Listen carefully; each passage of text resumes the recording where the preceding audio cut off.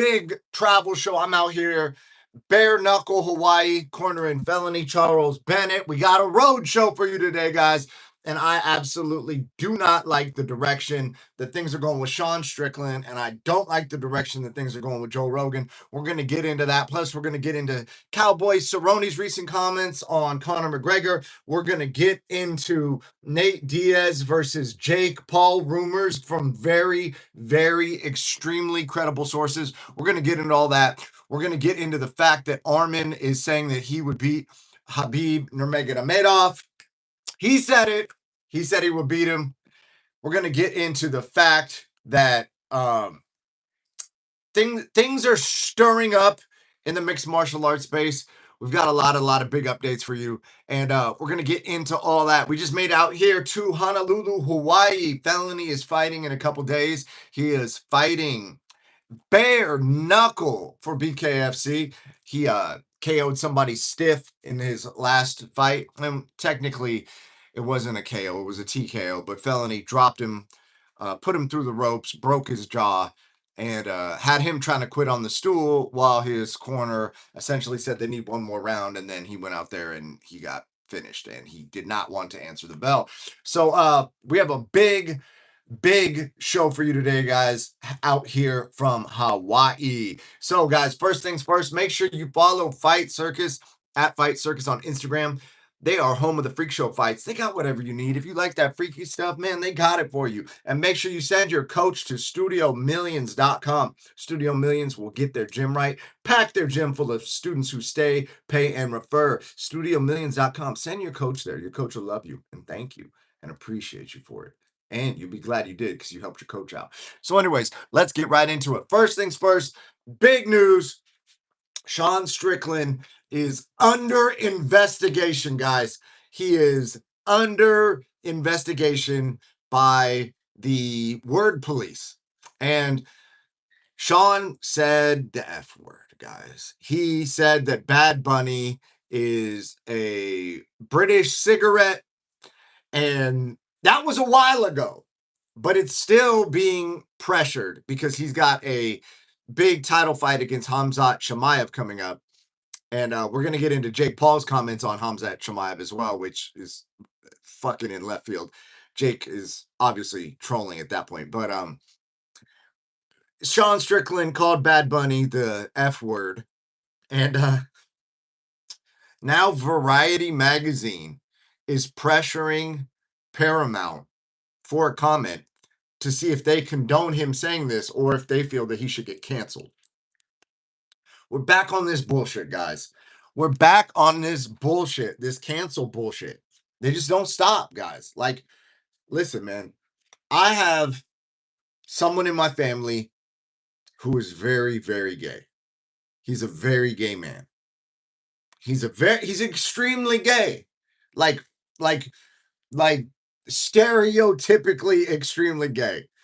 Everybody in the family loves him, man. You know what I mean? But guess what? He calls himself the F word.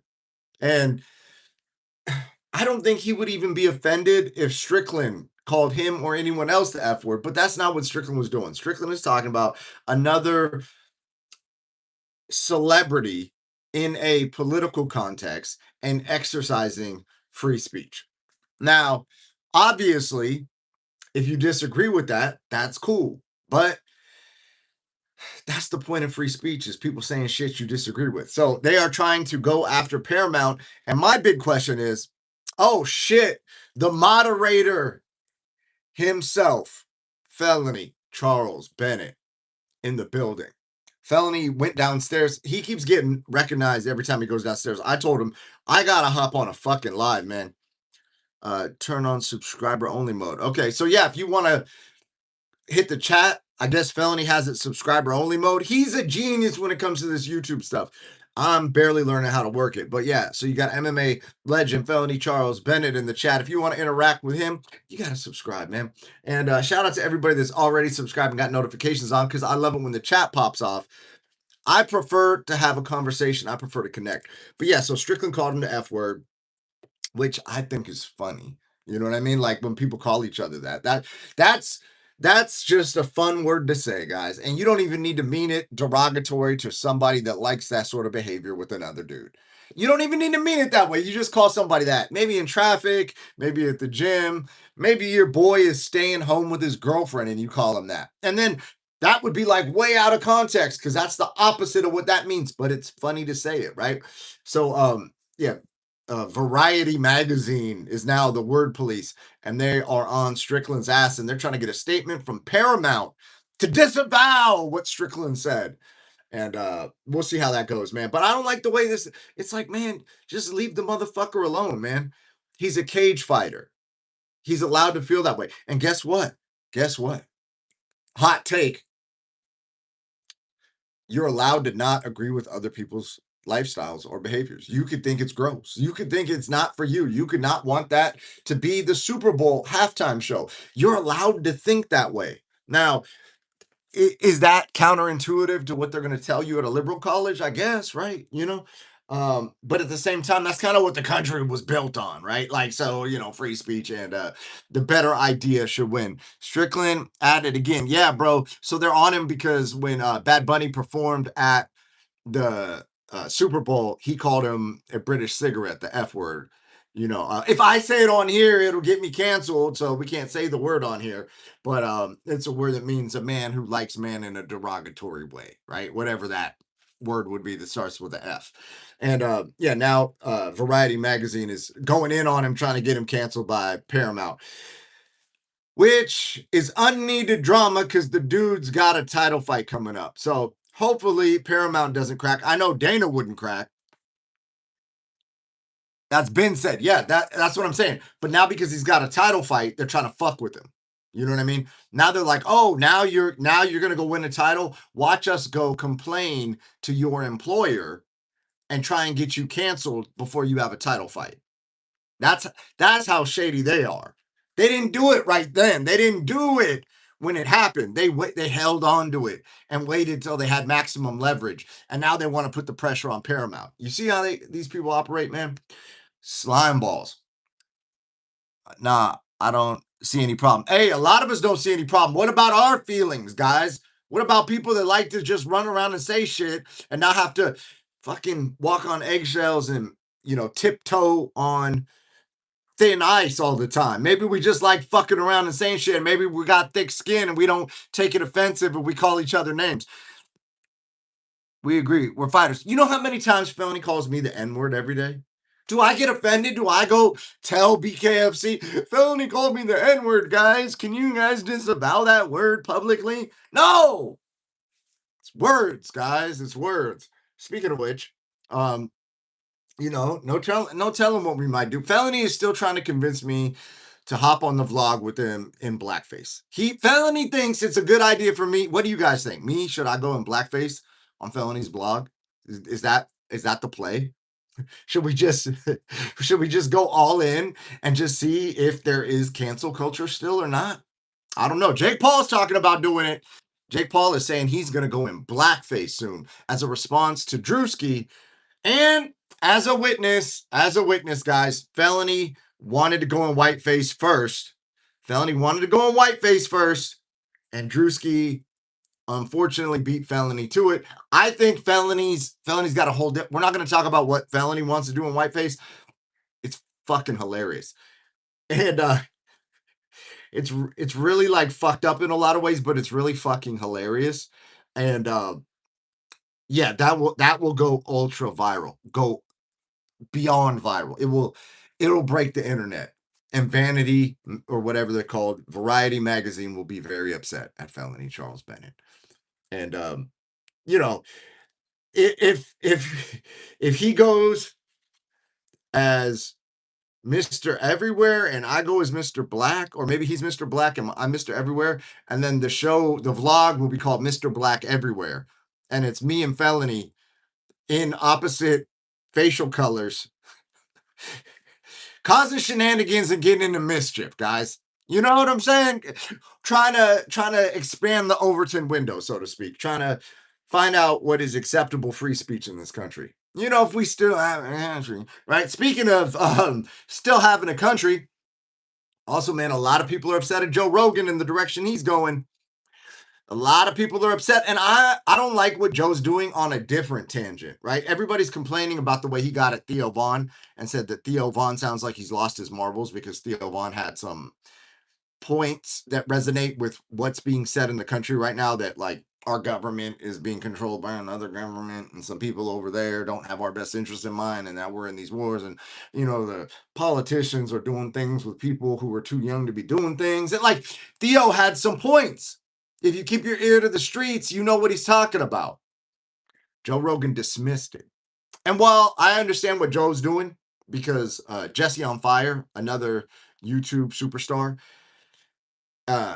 he feels that Joe Rogan is concerned for Theo's actual, like what the antidepressants actually do to your brain chemically. So I understand what Jesse on Fire is saying. My issue with Joe right now is that Joe keeps pressing this, like, I've heard him do it on 2 podcasts now, this like genderless, autistic, we're going to turn into the gray aliens, but first we need to transcend our human desires, and we need to have no genitals, and we need to connect to AI. Like, I don't like the direction that message is going. Let's keep it positive, bro. Let's keep it positive. Let's stay humans. You know what I mean? Let's extend human lifespan. Let's see how much longer we can have quality of life as humans in the form that we know it. We don't need to connect with the AI and chop our genitals off, Joe. You know, like that's not the message that the people are tuning into Joe Rogan to hear. Felony, what did you just say? How do I find this chat? What did it say? Is that the chat button? Listen, I don't have my setup, guys. I don't know how to work this fucking thing. Anyways, Felony had a hot take in the chat. I couldn't even read it. So, all right, yeah. Cowboy Cerrone came out on the subject of fighter pay, on the subject of Conor McGregor, on the subject that Conor is going to return to the UFC. Touch the screen, yeah. So I touch it, and then it shows this, but it doesn't show all the chats. Top chat. Hold on, let me try this. Live chat. Okay. Felony said he's not cutting nothing. Touch the screen where the scroll appears. All right, I found it. I fucking found it. See, man, that's why Felony's the top moderator. You know what I'm saying? He's the fucking triple OG, triple G, GOG moderator. You want to talk about top G? We're talking about top M, top moderator, guys. Okay? You talking about Andrew Tate says Mr. Producer? I got Mr. Producer in the chat, Felony Charles Bennett. So anyway, Cowboy Cerrone spoke out on fighter pay. He said that people talk about Red Panty Night. He says he made $200,000 to get his ass beat by, not that he was going in there to get his ass beat, but he happened to get beat up by Conor McGregor pretty soundly. And he made 200 G's. He's like, people talk Red Panty Night. He's like, I just got paid what I make. He was on 200K. He made 200K to fight him. Now, some people would say that's due to his management not negotiating the situation properly or at all. Other people would say that Red Panty Night is not as lucrative as one would think. Some people would say it is. Some people would say you got to parlay that opportunity. But in the midst of all this fighter pay talk, Cowboy Cerrone, a UFC legend, comes out and says that he wasn't making what everybody thought he was making, and Red Panty Night is not as real as people make it, which is wild because I was under the impression that Conor McGregor was coming back to fight Ian Machado Gary to potentially set one of them up for a title shot. Ian Machado Gary is now calling out Islam Makhachev because Islam is saying that he had signed to fight somebody, and I think it was Taporia, and that Taporia asked for too much money, but Islam was ready to go. So then Ian Gary counters, oh, so your hand's not hurt. Because you said you couldn't fight me because your hand's hurt. So your hand wasn't hurt when it was Taporia. Your hand wasn't hurt when it was Taporia, but now when it's Ian Machado Gary, now your hand's hurt. Is that what you said? Or is it not hurt? So we can fight? Can we fight? So Ian's getting at Islam, which fucks up the Conor McGregor plans because I wanted to see Conor versus Ian Machado Gary. Speaking of people who fought Conor McGregor, Nate Diaz is back in the news because the first man to ever finish Nate Diaz is calling Nate out and calling Nate's bluff and saying Nate is selling wolf tickets. Josh Thompson kicked Nate Diaz in the head, skipped his shin across Nate's head like a stone across a river, and then TKO'd him. First time Nate was ever finished. And Josh Thompson says that that fight was on the table and that Nate turned that fight down to fight Mike Perry. He's saying he's ducking him. Now, I don't know if Josh Thompson is just trying to get a payday, but his contention is, hey, man, I beat you. Don't you want that one back? Don't you want that one back, bro? Because I can give you that one back on MVP and you can try and get it from me. And now you don't want it back? Oh, okay, so you're ducking. Okay, because I want a paycheck and you want to get the dub back, or do you? Or you cool with me just bouncing my shin off your head? You know what I mean? Yeah, bro. Yeah, so Josh Thompson, he's saying Nate's ducking. And this is where the plot twists. This is where it gets fucking a little bit for the love of the art or for the love of the money. Nate is going to secure a bag against Mike Perry. Nate should win. And that draws me into the next statement, which is Jake Paul's manager, Nikisa, has come out and said, if Nate beats Mike Perry, that's the fight they're looking to do. Nate Diaz versus Jake Paul in MMA. This is Jake Paul's manager saying this. This isn't me just speculating it like I've speculated for the last 7 lives, because I believe that's what everybody's been positioning the chess pieces to line up. Nate is going to be the biggest star in MMA, guys. Okay? He's going to fight Jake Paul on Netflix and become the biggest star in MMA. Well, him and Jake Paul are going to be the 2 biggest stars in MMA. Conor, if he fights Ian Machado Gary, might be fighting for a belt.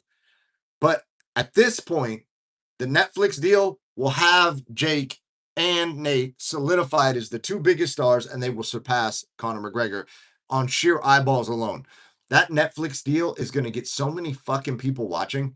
And the management, Nikisa, Jake Paul's manager, is now coming out and fucking verifying that that is the plan. Which, can you blame Jake? Because the other plan was to box Francis Ngannou. And that's not a good idea. We don't need Jake getting hurt, okay? We like Jake. We want Jake to stick around. We want Jake to keep raising the bar for fighter pay. We want Jake to keep bringing eyeballs to the sport. We want Jake to Jake. We don't want Jake to get his face broken again. And Francis Ngannou is a very, very dangerous matchup. I like the Nate matchup because Jake wrestled in Ohio. He went to like the state tournament in Ohio, which is a wrestling state.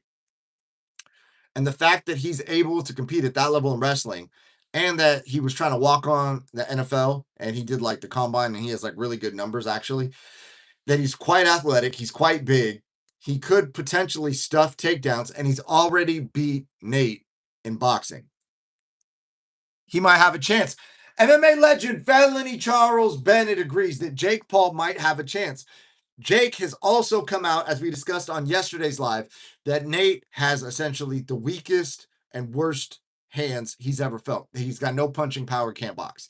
Those are Jake's words. So that's a very fucking intriguing fight if Jake can stuff the takedown, which you would hope after wrestling in Ohio for several years, he would be able to do. That's fucking getting crazy. Plus, he's the bigger dude. Jake's way bigger than Nate. Now, Nate's put on weight, but that's not his natural weight class. Jake could never fight at 155. Nate used to fight at 155. So, shit's popping off all over the fucking place. What else is popping off? I have one more for you guys. See, I don't even have my notes here, so I got to remember off the top of my head what it was. Oh, yeah. What was the other one? Arman Sarukian says that he would have beat Habib in Habib's prime because he's got more skills. Oh, and Jake Paul came in on Hamza. We'll get to that next. But yeah, so Arman Sarukian fucking...